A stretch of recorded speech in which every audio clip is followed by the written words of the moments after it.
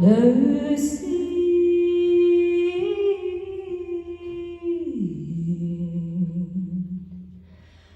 Anteeksi antamuksen hänen haavoissaan avun sain. Löysin voiman heikkouteni, armonsa pois pyyhki syntini.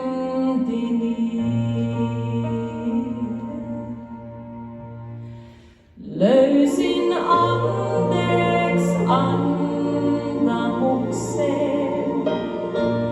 hänen haavoissaan avun sain.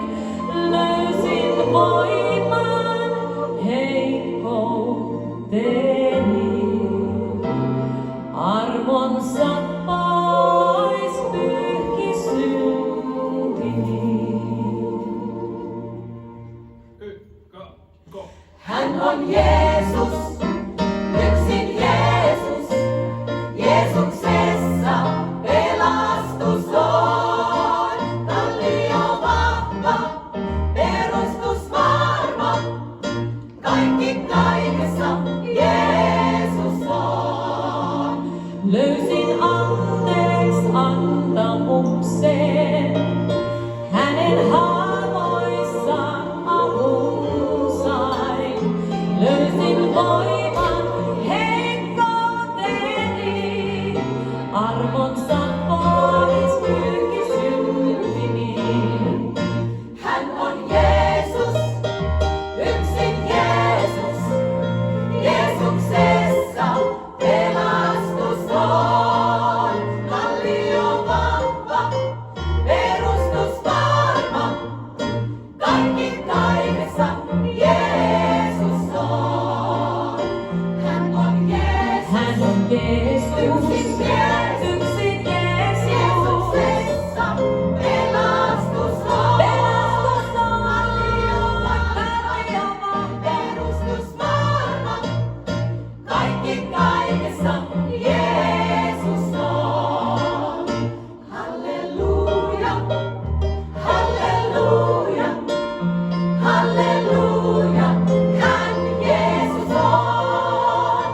Halleluja, halleluja, halleluja, hän Jeesus on. Halleluja, halleluja, halleluja, halleluja, hän Jeesus on.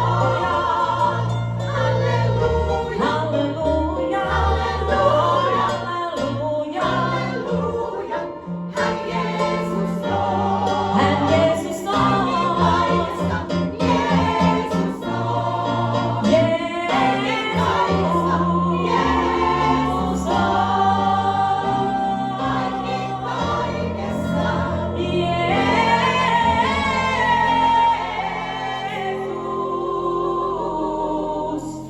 on.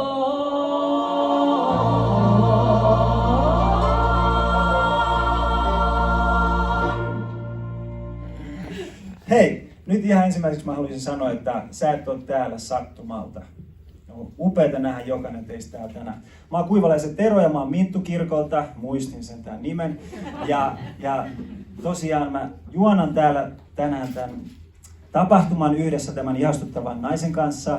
Mun nimi on Anna-Mari Branda HC Vantaalta ja ennen kaikkea mä toivon, että tämä ilta tulee olemaan tosi mukava meistä jokaiselle. Mä haluaisin, että sä ottaisit semmoisen takakenon, mutta toisaalta sisimmässä etukenon odottaen, että jotain kivaa tulee tapahtua täällä tänään. Me ollaan siis mukana maanlaajuisessa kampanjassa, se löytyy ja täällä nyt tänään pohditaan muuten sitä, että onko sulta Tero joskus hävinnyt jotain? No, toivottavasti jotain muutakin pohditaan tämän illan aikana. No se nyt oli se sisältö tässä. Kyllä, Mutta miten sulta hävinnyt? No siis, kyllähän mut on hävinnyt vaikka mitä. Ja yleensä tämmöistä pientä on avainta ja mittanauhaa. Mut Mites sinne? Onko sut Siis multa on hävinnyt, yleensä häviää kännykkä, mitä mä etsin ihan jatkuvasti. Mun lapset nauraa, taas äiti. Mut vielä pahempi juttu kävi pari vuotta sitten, kun multa hävisi vauva. Siitä on ehkä 10 vuotta aikaa. Mulla on 3 lasta meillä ja mulla oli semmoinen kaukaloikäinen vauva. Ja mä olin lähtenyt äitini luota Valtakadulta Lappeenrannasta ajamaan autolla. Ja tiedätte se semmoisen vauvasumun, mama-aivot, kun ei mikään liiku päässä. Ja mä ajan sitten autoa ja ajattelin, että tarkistan, että onhan vauvalla kaikki hyvin. Että se on tallessa ja se nukkuu siellä hyvin ja hiljasta oli ja käännyn katsomaan, niin takapenkki on tyhjä. Ja tiedättekö sen tunteen, kun vatsa tippuu silleen 5 kerrosta alaspäin? Se semmoinen, että nyt se hävisi. Ja mä ajattelin ensimmäiseksi, että mä jätin sen kaukalossa sen vauvan sinne tien varteen. Ja nyt mä ajelen täällä liikenteessä. Onneksi mä tajusin katsoa peruutuspeilistä vähän vääntää ja katsoa, niin se lapsi, mä olin jotenkin mama-aivoilla laittanut sen selkäni taakse vaihteeksi sinne istuimen taakse turvaan. Eli oli se vauva sittenkin, se löytyi, se oli siellä, mutta hirvittävä oli se tunne, kun se oli kadoksissa sen pienen hetken. En suosittele tällaisia kokemuksia. Hei, pitää vielä sanoa, että me oltiin jossain päin Suomea tässä ihan pari viikon sisällä. En enää muista missä, niin yksi mummo tuli sanoa mulle, arvaa mitä, mä kerran jätin mun lapsen Ruotsiin. Ihan pakko jatkaa tosta, että ei tää ollut vielä pohja, mut niin. Hyvä seini tuohon loppuun. Juu. Joo, no mut siis erittäin hieno kuulla, että ei ollutkaan kadoksissa että osaan samaistua tunteeseen näin 4 lapsen isänä, että kauhean olisi ollut. Kyllä. Hienoa, että ei ollut kadoksissa. Ja hei, tosiaan me toivotaan, että mahdollisimman moni voisi tämän illan aikana löytää jotain merkityksellisestä, jos teillä on saattanut olla jotain kadoksissa. Ja teillä on saattanut myös olla semmoinen syvä kaipuu sisimmässä. Ja se, että te olette ikään kuin halunnut jotain lisää teidän elämään, mutta te ette oikein tiennyt, mitä se on. Et mitä ihmettä se on, ja te olette saattanut ehkä yrittää täyttää tätä kaipuuden, tyhjyyden tunnetta jollain, ja te olette huomannut, että se saa ehkä väliaikaisesti, se täyttää sen, mutta sen jälkeen se palaa ennalleen. Mutta jos tämä kuvaus osu suhun, niin mä haluan kertoa, että sulla on mahdollisuus löytää se rauha sun sisimpään, se puuttuva palane sun sydämestä. Se on uskomaton asia. Mä löysin sen, Anna-Mari on löytänyt sen, moni muukin on löytänyt sen ja sen takia me ollaan täällä. Ei tää muuten järjestettäisi tätä tapahtumaa. Mä en todellakaan olisi tullut juontamaan tätä, jos mä en olisi löytänyt jotain uskomatonta. Ja hei, seuraavaksi me kuunnellaan Roberto Brandan laulua. Kuoronkin. Se on vähän sellainen. Se täytyy kyllä sanoa, että se aika monesti tekee tämän. Onko kukaan nähnyt Roberto? Tiedättekö te sen tumman miehen Brasiliasta? Mun mies. Roberto. Hei, mitäs? Ottakaa te. Ei kerrota kaikkia. Tää piti mennä putkeen.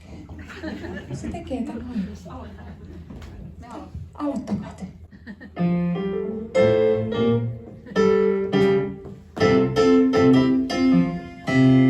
Soon and very soon, we are going to see the King. Soon and very soon, we are going to see the King. Soon and very soon, we are going to see the King. Hallelujah, hallelujah, we are going to see the King. Oh, crying day. No more crying then, we are going to see the Gonna see the King. No more crying then, we are going to see the Gonna King. see the King. No more crying then, we are going to see the King. Oh, hallelujah, Hallelujah, we are going to see the King. hallelujah,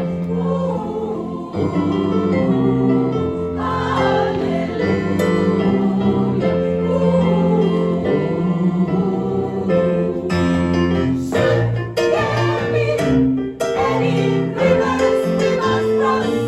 Should there be any mountains we must climb?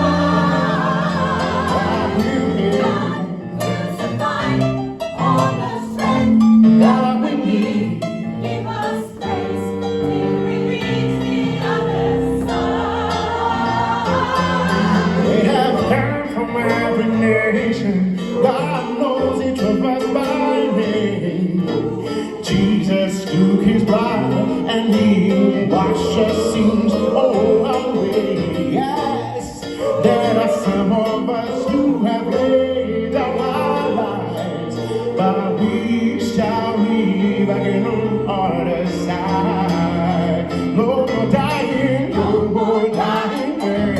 We are going to see We're gonna see the King. We are going to see the King. No more dying there. We are going to see the King. Hallelujah, hallelujah. We are going to see the King. Oh, soon, soon, very, very soon. I'm going to see the King. And very soon. We are gonna soon, very soon. We are going We are going to see the King. Hallelujah, hallelujah. We are going to see the King.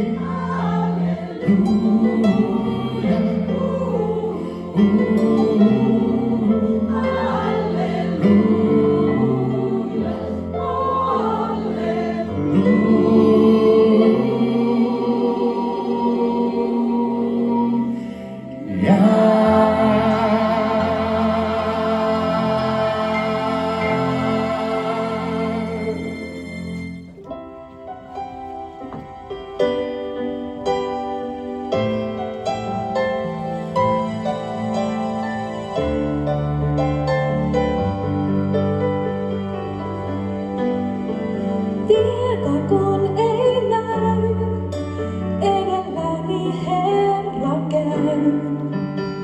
En teitä voima aavistaa, mutta hän mua johdattaa.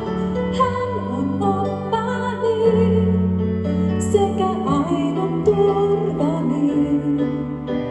On rakkautensa voimani, suojapaikkani, suojapaikkani.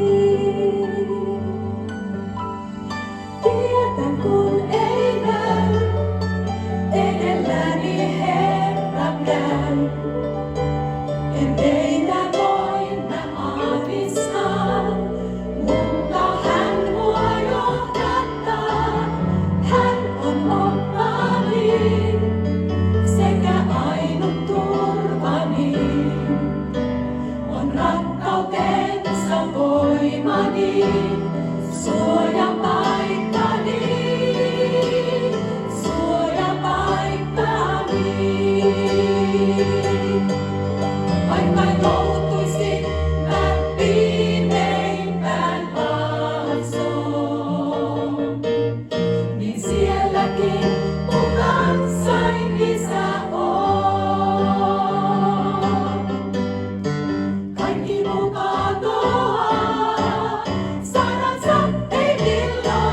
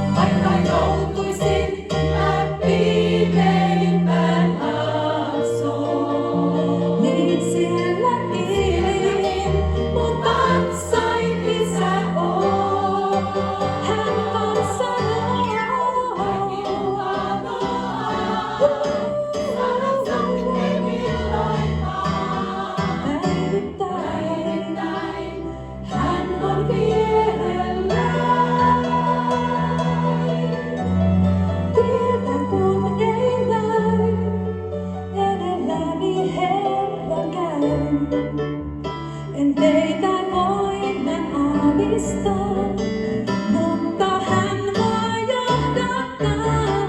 Hän on voittani, mun turvani.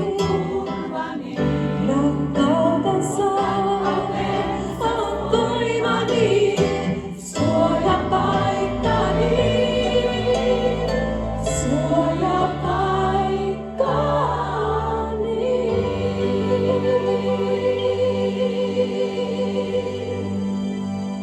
ja joiden molempien kertomukset löytyy tästä kirjasesta. Varmaan teille myös tuttu kirjanen, eli tätä on jaettu yhteensä 2,3 miljoonaa suomalaisen kotitalouteen. Eli ensimmäiseksi kutsutaan lavalle illan toinen, tai sanotaan ensimmäinen vieras, Tuukka Kotti. Hän on koripalloilija, joka on pelannut ammattilaisena Italiassa, Saksassa ja nykyään Suomessa. Hyppää Tuukka vaan lavalle. Samalla annetaan iso tamponi. Hän on kaikkien aikojen eniten miesten maaotteluita pelannut suomalaiskoripalloilija. Tuukka on rakastava 2 lapsen isä sekä aviomies. Tervetuloa. Ja kukas oli sitten se toinen? Istu vaan alas. Ja toinen on Roberto Brandao, joka on tunnettu, muun muassa hänen katoamistempuistaan, mutta tämän lisäksi hän on tullut suuremman yleisön tietoisuuteen tämmöisen The Voice of Finland -lauluohjelman kautta. Hän on pastori, hän on perheenisä, rakastaa kokkailla, laittaa ruokaa ja on ollut muun muassa tämmöisessä TV-ohjelmassakin kokkailemassa kuin Bon Appetit. Tervetuloa, Roberto. Tervetuloa. Mistähän nyt? Te ette tiedä tämän vaimon osan raakuutta. Tuukka, haluaisitko kertoa meille, mitä sulla oli hukassa tai mitä sä etsit? Kiva, että olette kaikki täällä tänään. Joo, kyllä mullakin on paljon ollut kadoksissa elämäni aikana ja sanotaanko, että mä en tiennyt, että mitä oli kadoksissa, mutta jossain vaiheessa tuossa noin 7 vuotta sitten niin tuli alkoi semmoinen etsintä, että mä tunsin, että jotain puuttui ja sitä kautta mä lähdin etsimään eri reittejä, että oli semmoinen, vaikka on paljon, sanotaanko näin, maallisesti tuntuu, että on saavuttanut ja saanut kokea paljon, on saanut matkustaa ja on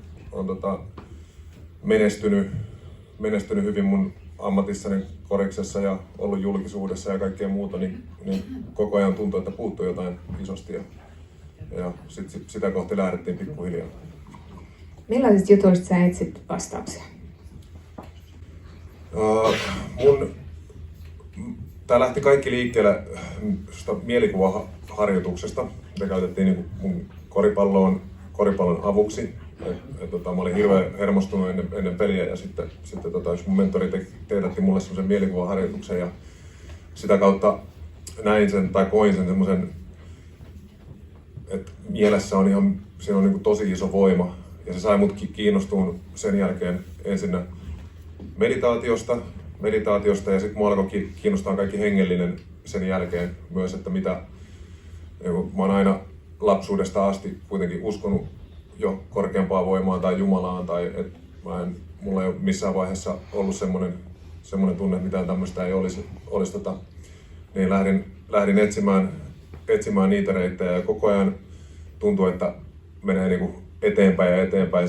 Itämaista meditaatio, uushengellisyyttä, kaikkea tuli luettua ja tutkittua ihan hirveästi, mutta missään vaiheessa se rauhan tunne ei niinku kuitenkaan ollut sieltä täyttynyt vielä sitten. Liittyykö tämä kaveri tähän storyin jotenkin?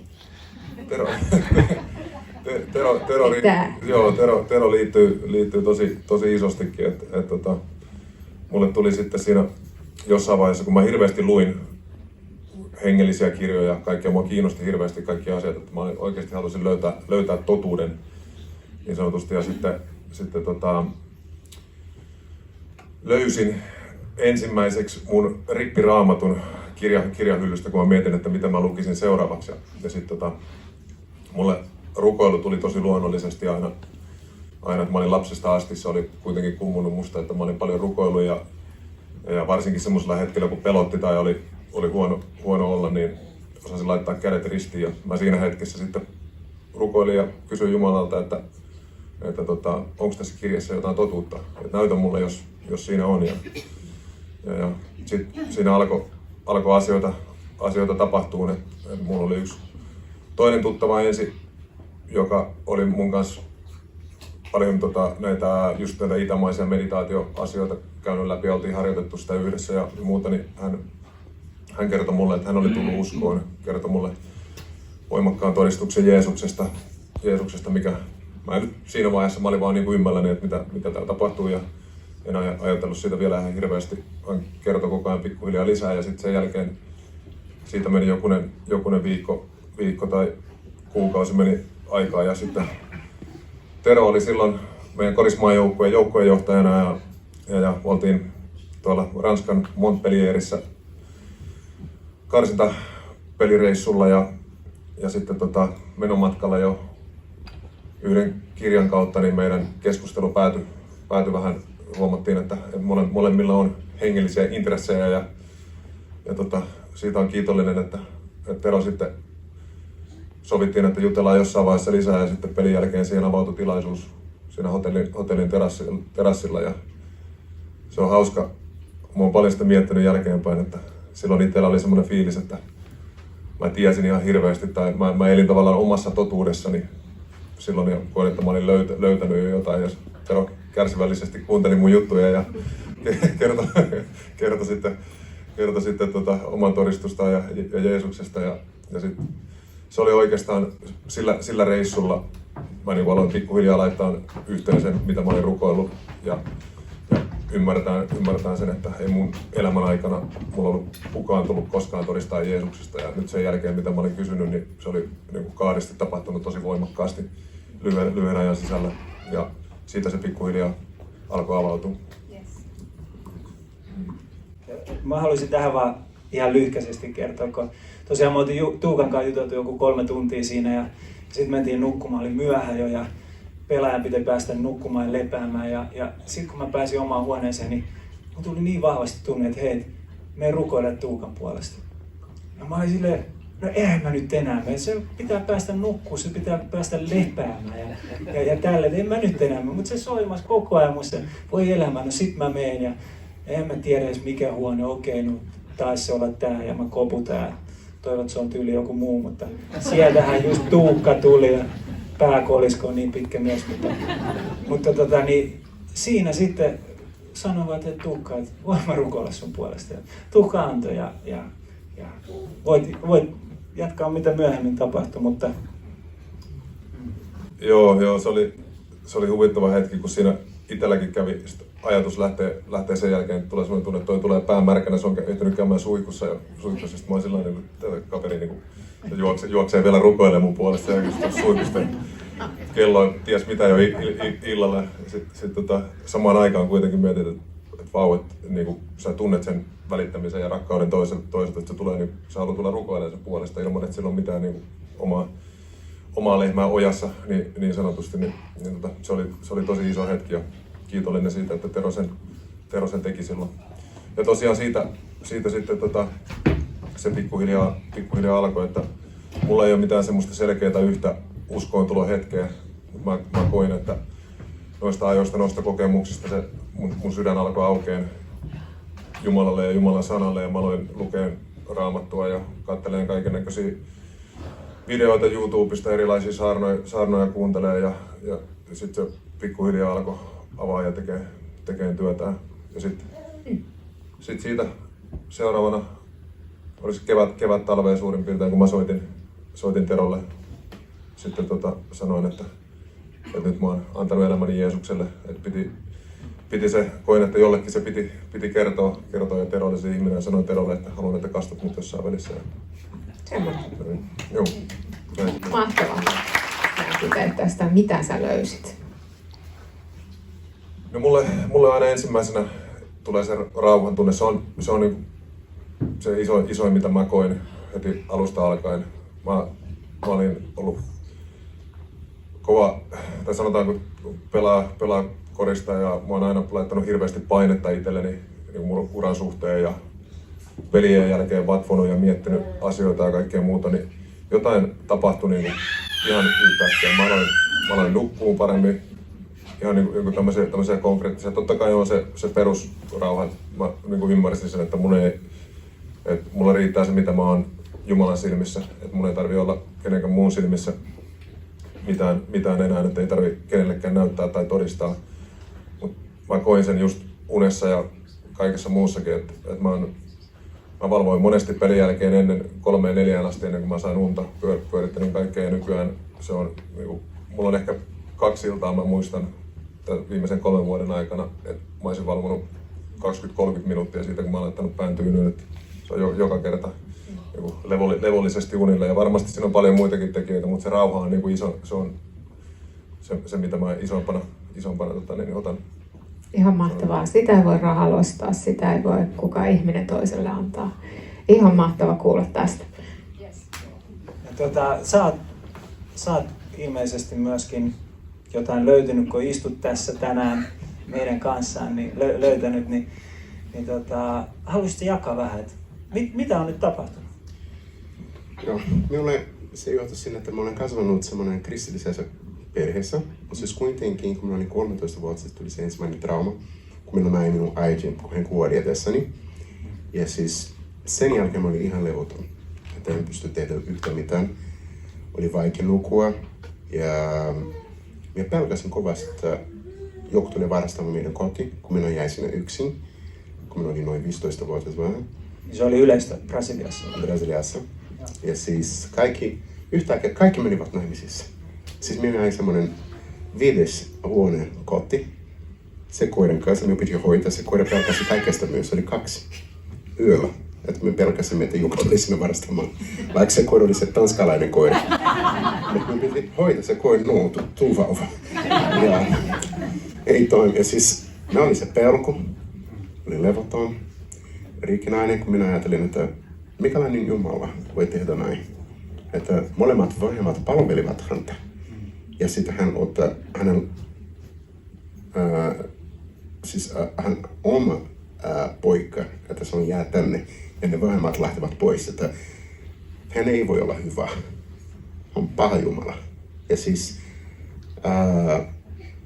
minä tiesin, että minun piti antaa minun elämä Jeesukselle. Mutta siis kuitenkin minä en voi uskoa, että Jumala oli hyvä. Että minulle se oli se keskipiste, että mä voin palvella, tottella, koska totta kai kukaan ei halua mennä taivaaseen. Minä haluaisin mennä taivaaseen, mutta siis mä olin ihan rikkinäinen. Ja sitten sen jälkeen isä kuoli ja löysin siinä sen jälkeen, kun minä sain ymmärtää, että Jumala on hyvä, joku oli saarnannut. Ja sitten siinä oli yksi pieni lista kautta, että hän oli sanonut, että hei, Jumala on niin hyvä, että hän haluaa antaa teille tulevaisuus. Ja vaikka tämä on nuorten ilta, mutta Jumala haluaa vain antaa teille vaimo. Mä sanon, vaimo? Mä haluan tyttöystävää. Mä oon vain 17 vuotta. Mä haluan tyttöystävää. Mutta pitäisi unelmoida. Oi höpö. Unelmoida. Kirjoita sinne se kirjassa. Oi vielä höpö. Pitäisi ostaa vaaleanpunainen kirja ja kirja minun unelmaan. En jaksa tästä. Mutta siis kuitenkin mä menin kotiin. Ja sitten mä ajattelin, okei. 2 tuntia jälkeen menin itkin kovasti. Se oli ihan normaali. Joka ilta menin kotiin, itkin ja siis nukahdin. Siis mä heräsin kello 2 yöllä. Ihan olohuoneen lattialla. Ja silloin mä vaan sanoin, okei. Mä teen semmoinen lista. Jos joutui, hyvä. Mä haluan nähdä se. Mutta siis en uskonut, että tätä tulisi voi tapahtua. Kirjoit minun unelmani ja vaimoja ja näin. Mutta siis mä haluaisin uskoa, että Jumala on hyvä. Ja 6 vuotta myöhemmin löysin. Ja se lista oli niin iso, että usko pois. Saanko kertoa, mitä hän oli listannut? Haluatteko te tietää? Hän kertoo noin vai. Mä kerron sen tiivistetyn version. Joo. Naiset ollaan käytännönläheisiä. Ensinnäkin hän halusi vaimon maan ääristä ja portugaliksi Finlandia, Suomi, on maan loppu. Ja hänen kaverit oli vitsailu, että missä se sun suomalainen vaimo odottaa, koska hän oli kertonut tästä listasta kavereilleen jo ennen kuin mitään näkyi. Sitten hän pyysi blondia vaimoa. Tätä me ollaan naurettu jälkikäteen, että niin jos olisikin tullut semmoinen niin tyhmä blondi. No, toki voidaan... Enemmän hän on fiksu blondi. Voidaan arvioida sitä jälkikäteen. No sitten kolmas oli, että olisi kiva, jos vaimo soittaisi pianoa. No, ehkä arvaatte. Joo. Sitten olisi kiva, että vaimolla olisi semmoiset sinivihreät silmät. No, senkin voitte tulla tarkistaa. Mutta sitten 5. kohta oli, että ikäero olisi 1-2 vuotta nuorempi tällä vaimolla. No, joko te arvoatte, mikä meidän ikäero. Se on 1,5 vuotta. Niin. Sen kautta löysin näin. Huikeeta. No, eli siis toisin sanottuna sä pistit Jumalan koettelemukselle. No mitä sen jälkeen, kun Anna-Mari löytyi, niin mitä sitten? Sitten tuli se seuraava pelko. Että miten mä voin kertoa hänelle, että hän on minun vaimo. Lähdetäänkö pitäis mennä, hei, kuule, nyt meidän pitää mennä maistraata mennä naimisissa, koska tässä se on lista. Sitten mä tiedetään, mutta siis mä en tiennyt. Mä en tiennyt oikeasti, mitä mä voi tehdä. Siis mä ajattelin, okei, mä pitää rukoilla sitten. Tää voi olla, tää on Jumalalta tai ihan josta viholliselta, että voi tuhua koko elämässäni. Mutta siis mä rukoilin vähän aikaa ja siellä sitten mä sain huomata, että oli enemmän kuin minä olin toivonut listassa. Mutta siis vielä mä olin ajattelemassa, että joo, mutta hän pitää sanoa kyllä. Ja sitten kun hän sanoi, sen jälkeen kun me puhuin hänen kanssa, me rukoilin 7 viikkoa. Ja sen jälkeen kun me puhuin hänen kanssa, 2 viikkoa myöhemmin hän sanoi kyllä.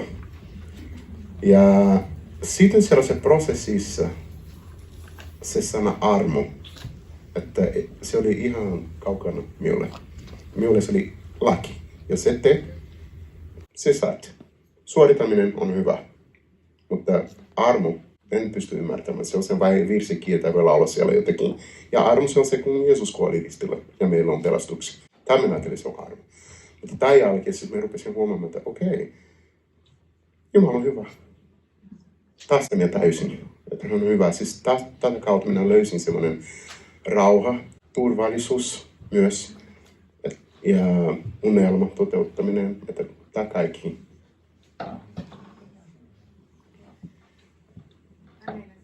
Meinasin vielä kysyä Tuukalta, että onko elämästä tullut täydellistä? Onko kaikki nyt niinku taivaallista vai? Ei ole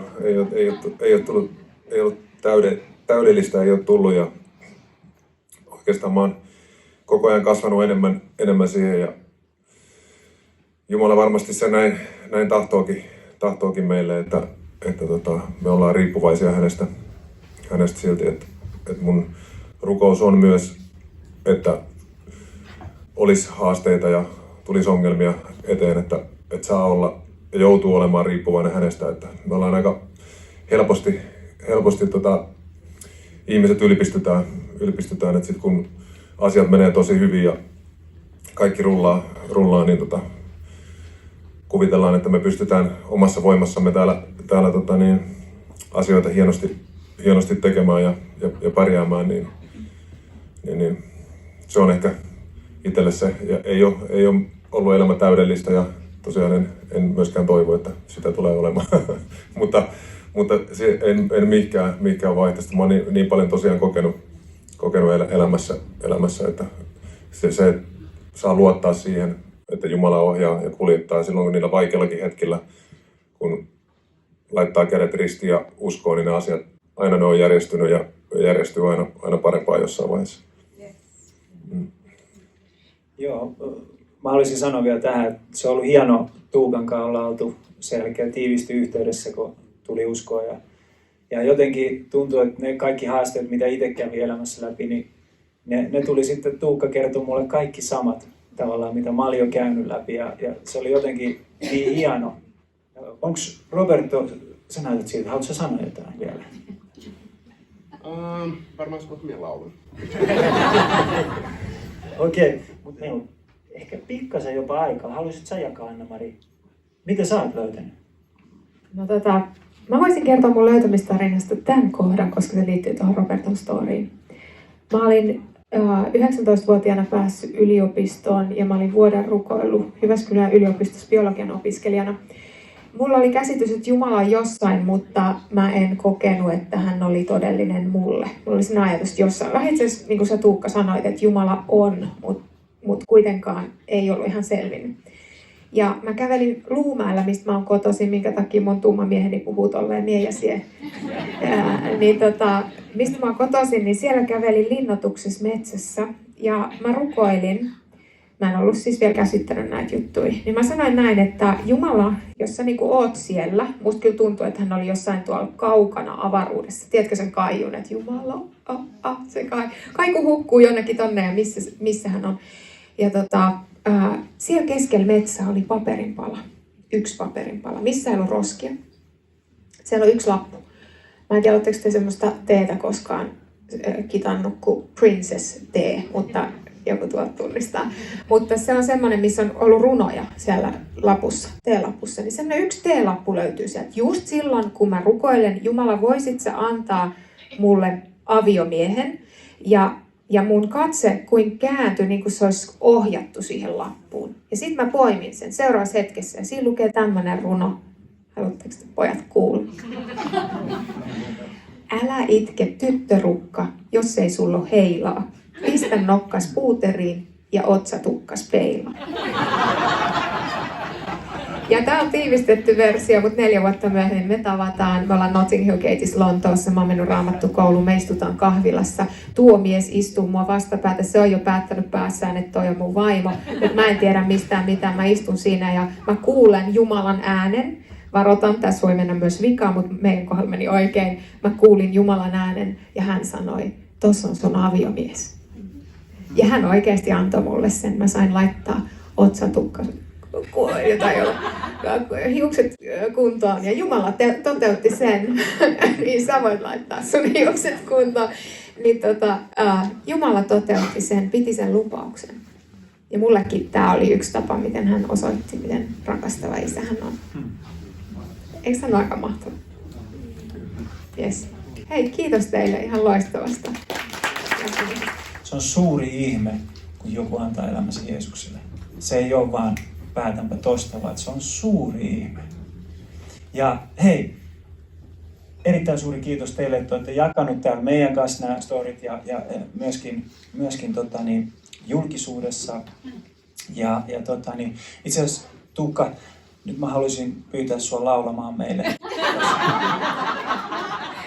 Pieni hämmennys. Mä oon aika kilpailullinen, kun mä oon huippu-urheilija, niin Hei, semmonen voisen, mikä se oli mikä se kilpailutilanne? Knockout, just niin, otetaan sellainen tähän äkkiä. Just niin. Ihan oma versio. Harmi, ettei näitä videoida, koska olisi voinut Tuukan naaman näyttää. Mutta Siitä olisi voinut tulla viraalivideo. Mä oon vähän sitä mieltä. Mut hei, Tuukka, kiitos. Mä päästän sut ja Roberto en vielä päästä. Annetaan Tuukalle iso käsi. Iso pitkä käsi. Joo. Ja hei Roberto, niin sinähän se laulaja olit, voisit sä laulaa meille, kun toi Tuukka nyt jänisti? Niin. Joo, voi. Hei, haluaisitko kertoa, liittyykö tähän jotain storia, minkä takia sä valitsit, tai mitä sä oot valinnut laulaa meille? Joo, tavallisesti aina kun minä laulan, minä en tykkää vain laulamisesta. Tai mä tykkään se tarina, että se on siellä takana. Mä laulan nyt 2 kappaleita ja ensimmäinen se on se, että minä olin Puolassa hakemassa ukrainalaiset sieltä maaliskuun aikaa. Ja siis se laulu oli koko ajan päässäni.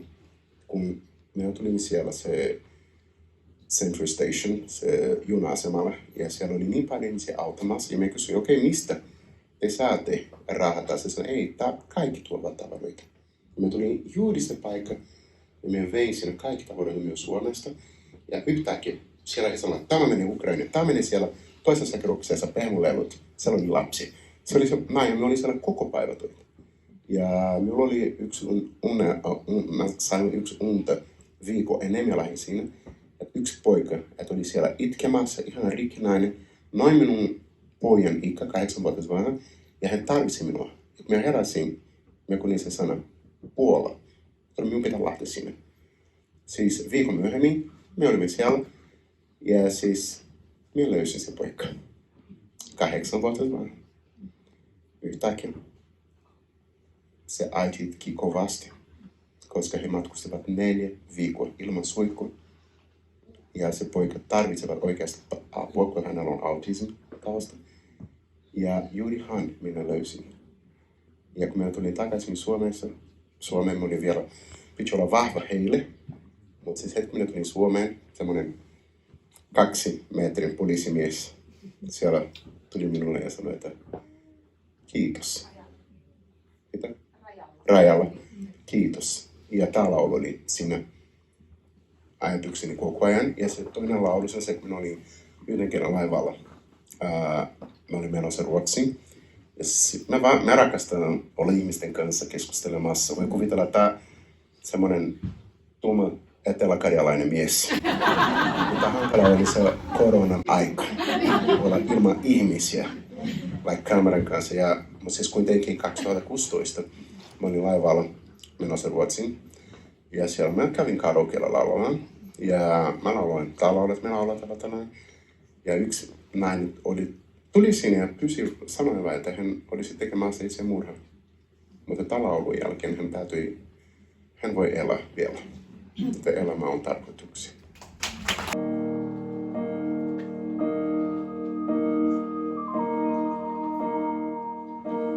When I am down and oh my soul so weary, when troubles come and my heart burden me,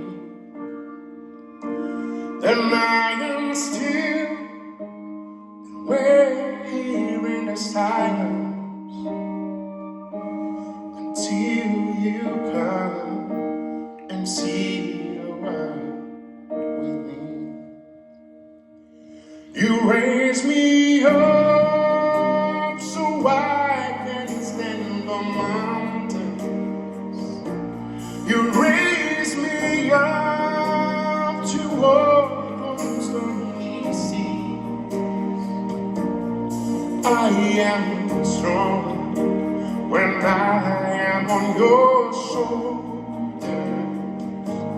You raise me up to more than I can be.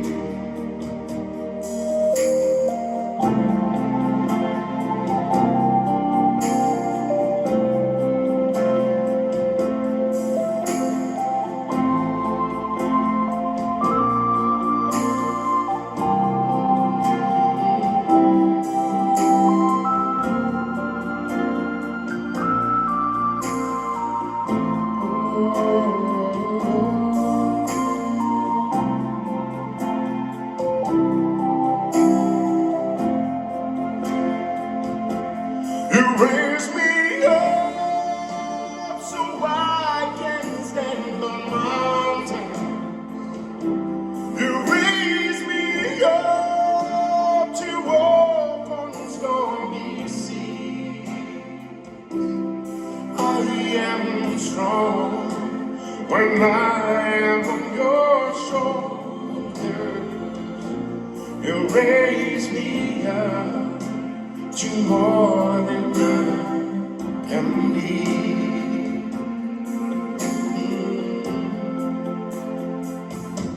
You raise me up so I can stand on mountains. You raise me up to walk on stormy seas. I am strong when I am on your shoulders. You raise me up to more than I can be. You raise me up and I can stand on mountains. You raise me up to walk on stormy seas. I am strong when I am on your shoulders. You raise more than I can be. Yeah. You raise me up to more than I can be.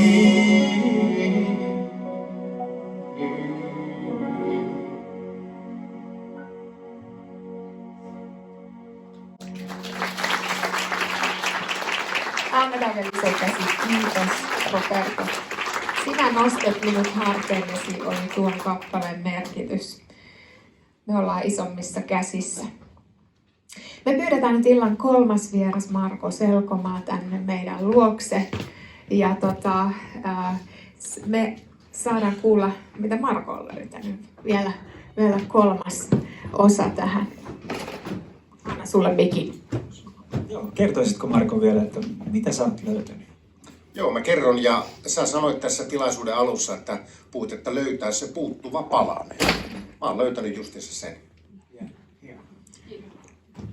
Hyvää iltaa teille kaikille. On ihan älyttömän mukava olla täällä, ja mun pitää kyllä todeta, että tää on viime vuosien upein tämän tyyppinen tilaisuus, missä mä oon ollut mukana. Siis annetaanko vielä aplodit näille laulajille ja puhujille? Kiitos. Elikkä se löytyi. Mä oon löytänyt sen puuttuvan palasen, ja se puuttuva palanen on Jumalan armo. Ollaan kuultu jo, kokous alkoi sillä, että olen löytänyt anteeksi antamuksen. Ja on tullut esille Jumalan armo. Ja nyt Raamatussa toisessa korintolaiskirjeessä luvussa 6, jakeissa 1. Siellä apostoli Paavali kirjoittaa tällaiset sanat. Minä kehoitan teitä vastaanottamaan Jumalan armon, niin että se ei jää turhaksi. Näissä muutamassa minuutissa niin mä tuun kertoa sulle, mitä se Jumalan armo on, ja toiseksi, kuinka tämä armo voidaan oikeasti ottaa vastaan, niin että se hyödyttää meitä, eikä se jää sun elämässä turhaksi. No mitä se armo on? Mä kerron sulle tosi tapahtuman omasta elämästäni.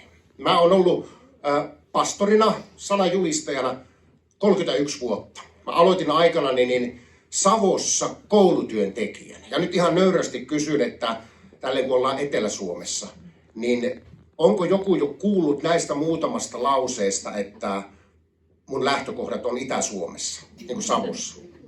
Onko joku kuullut? Oi järkyttävää. Asuin aikanani tuossa, tai oltiin Helsingissä töissä ja olin Helsingin lähetysseurakunnassa pastorina, ja kaikki muualta muuttaneet, jotka tulee Etelä-Suomeen, niin nehän yrittää peittää sen oman accenttinsa, siis sen murteensa. Niin minäkin. Olin ollut 3 vuotta siellä ja sitten olin ympäristössä pitämässä Jumalan palvelusta ja puhuin täyttä Helsinkiä omasta mielestäni. Mutta sitten tuli raju tiputus maan pinnalle, kun tilaisuuden jälkeen semmoinen pyörähkö, pienen kokoinen täti-ihminen kävelee sieltä käytävää minua kohdin ja sanoo näin. Ai miten mukava kuunnella oikeeta savolaista poikaa. Ja silloin minä tajusin, että ei se teho. Mutta joka tapauksessa niin mä aloitin aikanani pastorin tehtävät koulupastorina siellä Savossa. Ja mä muistan tämmöisen tilanteen, se oli sellainen pieni paikkakunta kuin Joroinen. Ja pidän yläasteella 8-luokkalaisille tilaisuutta. Siihen aikaan niin mulla oli aina mukanani kitara.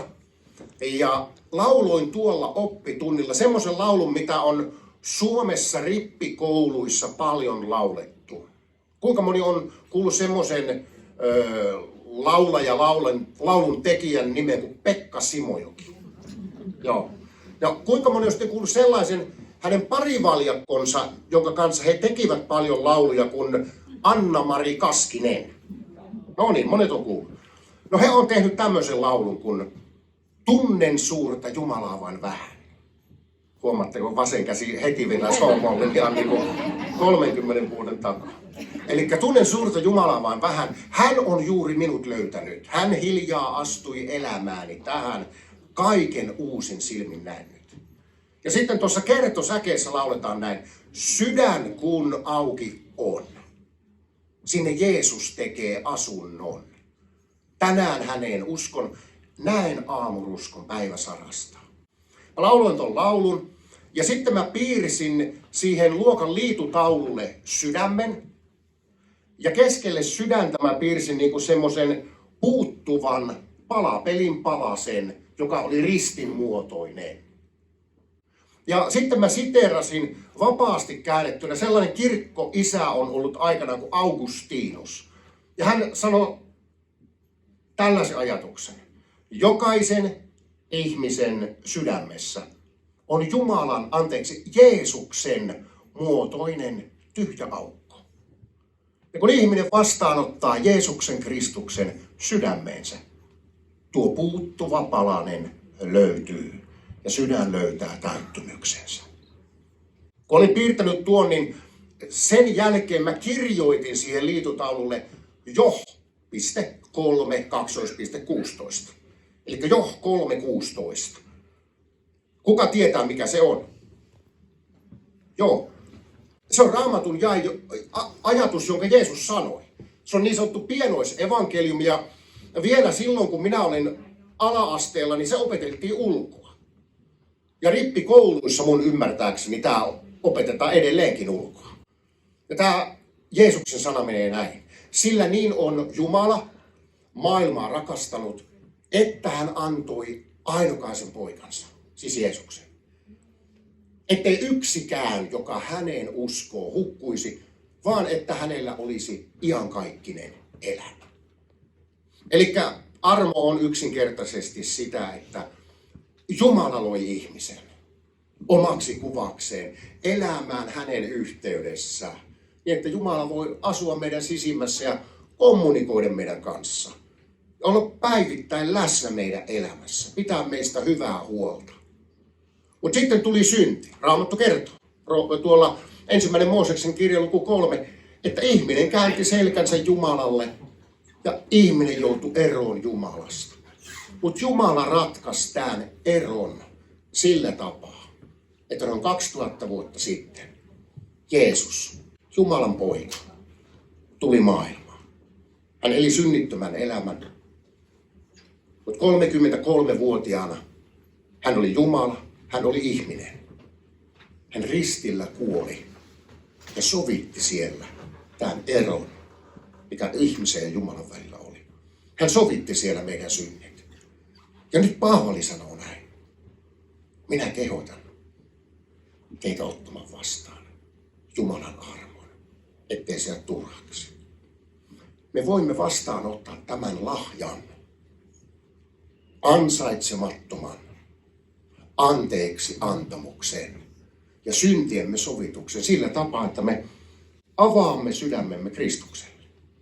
Ja se tänä iltana voi tapahtua sillä tapaa, että me kohta rukoillaan yhdessä. No, mutta mennään takaisin sinne Joroisiin, 8. luokan oppitunnille.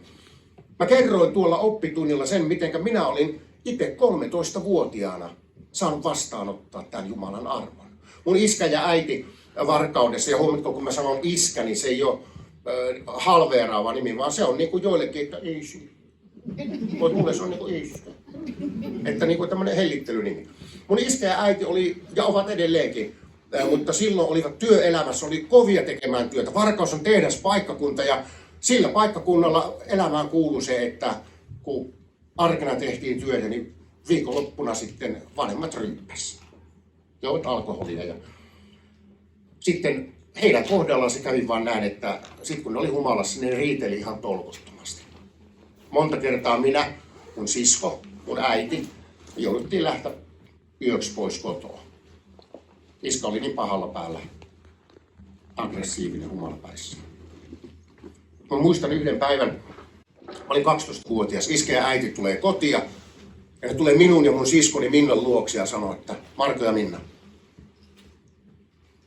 me ollaan annettu elämämme Jeesukselle. Tästä kuluu vuosi. Mä kapinoin vanhempia vastaan. Mä häpesin sitä, että niistä oli tullut uskovaisia. Mutta mä näin sen muutoksen, mikä tapahtui. Meidän kotiin tuli oikeasti justiinsa se rauha, mistä Tuukka äsken upeasti kerroit, mikä sun sydämessä on. Ja sitten yhtenä päivänä, en kerro tarkemmin niitä juttuja. Mutta mä tuolla oppitunnilla kerron, että mä polvistun äitini kanssa sohvan ääreen. Ja huomatkaa, kun mä en osannut rukoilla, niin minä käännyin äitin puoleen ja sanoin, että äiti, että en minä osaa rukoilla. Ihan tällä juurikin näin. Ja äiti sanoi mulle, että Marko, se ei ole sen monimutkaisempi asia. Rukoile vaikka näillä sanoilla, Jeesus, tule mun sydämeeni. Jeesus, tule mun sydämeeni. Ja jos sä vilpittömästi sen rukoilet, niin Jumala sen kuulee. Ja siinä mä sohvan äärellä 13-vuotiaana, niin mä rukoilin, että Jeesus tuu mun sydämeen. Muutama kyynel tuli, mutta huomaa ei se niin vastaanottamisprosessiin tarvitse tulla yhtään kyyneltä. Mutta mulla nyt vaan sattui tulemaan, kun sitä ennen mulla oli niin paha olla. Mutta kun mä nousin siitä, mä tiesin, että Jeesus on tullut mun sydämeen ja antanut mun synnit anteeksi. Nyt mä oon ollut yli 31 vuotta pastorina ja sananjulistajana. Voin sanoa, en varmasti olisi näissä hommissa, jos Jeesus ei olisi totta. No, jolloin sitten yläasteella mä kerroin tuon ja oppitunti päättyi, niin tulee 2 viikon päästä Varkauteen, mikä on mun kotikaupunki. Meidän seurakunnan nuorten iltaan tulee sieltä Joroisista nuori mies, Esa nimeltään. Ja sitten kato näillä Harvest Churchiläisillä ja Tikkurilan Minttu-kirkkolaisilla, niin näillä on joskus semmoisia törkeitä tapoja. Ja yksi on niin kuin se, että me saattaa kysyä semmoisia suoria kysymyksiä. Niin kuin siellä Varkauden helluntai-seurakunnassa niin kävi näin, että yksi meidän seurakuntalainen tyttö näki tämän Esan ja sitten se meni pokkana sen luokse ja sanoi, että Esa, ootko sinä uskossa? Ja Esa mietti sitten vähän aikaa ja sanoi, että kyllä minä olen uskossa. No sitten hän tyttö tietenkin rupesi tinkaamaan, että no milloinpä sinä olet tullut uskoon? Ja sitten Esa rupesi miettimään ja hän kertoi tuolle tytölle. Kuule 2 viikkoa sitten, niin siellä meidän koulussa uskontotunnilla kävi joku semmoinen vaaleatukkainen kaveri ja se kertoi Jeesuksesta. Kertoi, että Jeesus on sovittanut ristillä meidän synnit ja se oli piirtänyt liitutaululle, että on olemassa Jumalan muotoinen puuttuva palanen. Ja tämä palanen täyttyy sille, kun ihminen löytää Jeesuksen. Ja sitten se kertoi, miten se oli rukoillut. Niin tämä poika kertoi, että hän on jo pitkään etsinyt. Hänellä on tyhjä olo. Ja kun hän istui tuolla oppitunnilla, niin hän ajatteli näin. Hei, voisin tuotakin kokeilla.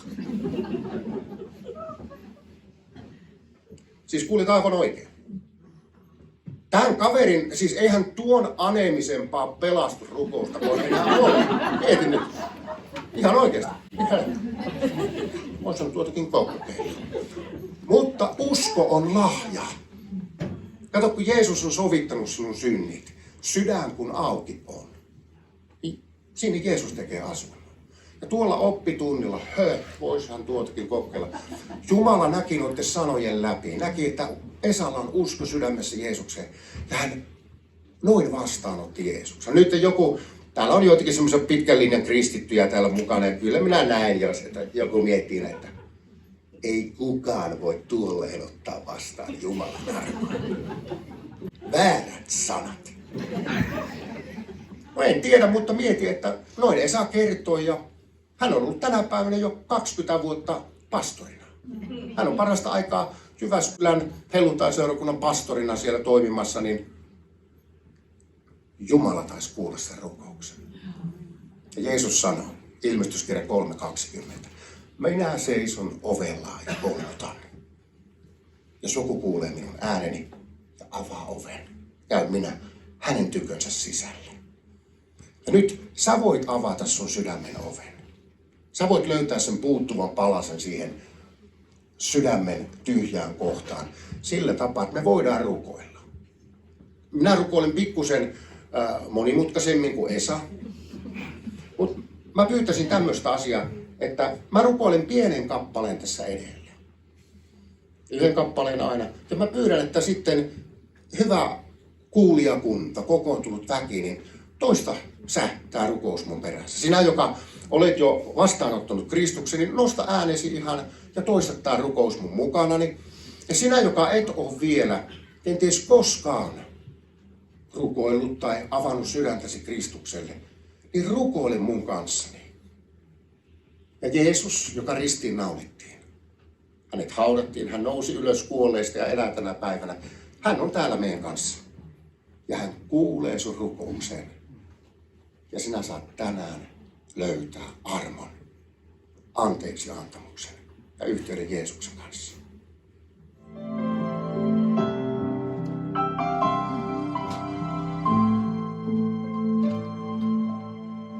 Löytänyt on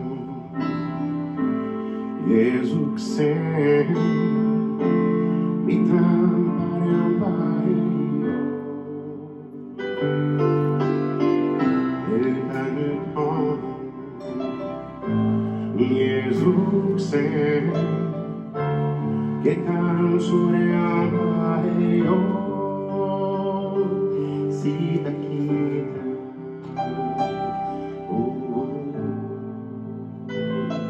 Siitä kiitän.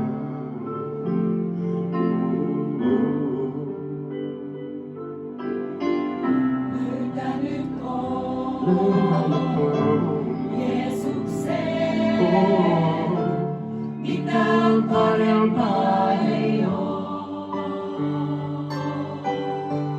Löytänyt on Jeesuksen, ketään suurempaa ei oo. Kiitän tästä elämästä, kiitän verestä ja siitä, että synnit kaikki kannoit, mulle vapaudensa annoit. Kiitän, että Golgatalla voiton sait sä kuolemalla, turvassa on veren alla. Siitä kiitän, siitä kiitän.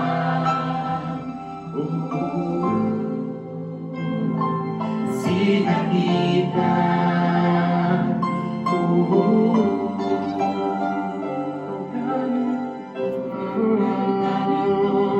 Jeesuksen, ketään suurempaa ei oo. Kiitän tästä elämästä, kiitän verestä ja siitä, että synnit kaikki kannoit, mulle vapaudensa annoit. Kiitän, että Golgatalla sait sä kuolemalla, tässä on veren alla. Siitä kiitän, siitä kiitän.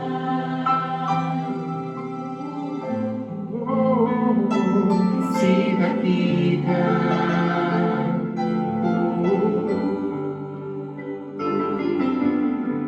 Sua yksin palvon, sua yksin ihailen, sun lähelläsi hyvä on. Sä yksin Sua yksin palvon, sua yksin ihailen, sun lähelläsi hyvä on. Kiitän tästä elämästä, kiitän verestä ja siitä, että synnit kaikki kannoit, mulle vapaudensa annoit. Kiitän, että Golgatalla sait sä kuolemalla, tässä on veren alla. Siitä kiitän, siitä kiitän.